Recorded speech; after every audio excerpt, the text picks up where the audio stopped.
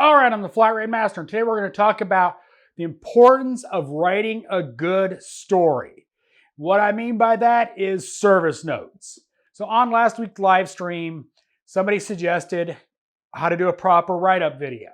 And Paul, who was in that live stream, as I used to work with, is the king of write-ups. So I figured it would be a good topic. So let's talk about a proper write-up. Thing bad, replace is not a proper write-up. At least word it better. Let's just look at language itself. XYZ part bad, replace. That's poor English for one thing. Also, it's not really very technical for the customer, and it kind of doesn't come off that well or professional. You know, if you're gonna write kind of a, simple write-up like that, at least go, testing found XYZ has failed, replace with OEM new part. That'd be slightly better. So let's say you're testing a EVAP fault code and your testing found that the vent valve is not opening. Let's say you're going through a smoke test. Now this is how I would personally write it up, and you can follow along if you'd like.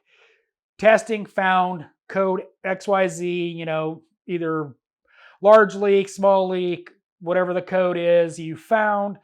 Document that first and foremost. Scan vehicle presented XYZ code, whatever the EVAP code is. Requires smoke test. Smoke tested system found vent valve not closing. After that, you go, testing needs to continue to test circuit integrity of vent valve, proper PCM control, and then you put in the testing you did on that vent valve. Tested for circuit integrity, found no problems. Solenoid is commanded by PCM. Testing found vent valve solenoid defective. Replace with new part. That's a proper write-up. Showing all your steps in your write-up. Some steps can be eliminated from the write-up if it gets too long. Nobody wants 3 pages of write-up notes for a customer that's getting a vent valve replaced. It kind of might make them wonder. The other side of it is, are they just throwing a bunch of BS at me? Is it ChatGPT, produced to make it look like they did something? So tailor your notes to, your audience, your customer base, your service writers. But it's really important to put as much information that's needed in a write-up. Simply just saying XYZ is bad doesn't look the best when it comes from the customer. And I'm guilty of it. I'm guilty of testing found XYZ part bad, recommend replacement, move on. I had faith in my sales department and they didn't need a lot of information. Others, not so much, as I found out. But anyway, moving on. But that's a proper write-up.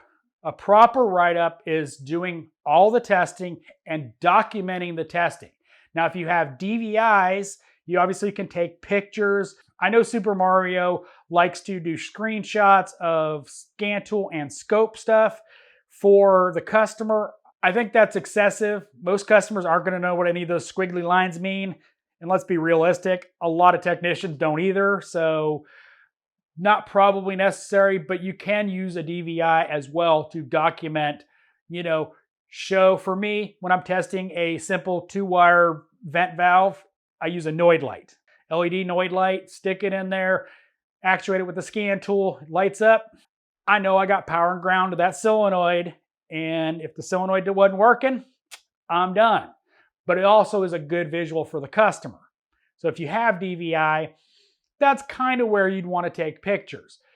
Take a picture of smoke coming out of the vent valve, then test it, then pictures of the testing, and then it helps, again, show that. And rather than writing out, you can write notes on the picture. But yeah, the best way to make sure you get paid for what you're doing, continued getting paid so your shop can justify charging diagnostics, is a proper write-up. It's just, there's no way around it. A proper write-up helps in so many different ways. So I hope this video was helpful. As always, thanks for watching. I am the Flat Rate Master.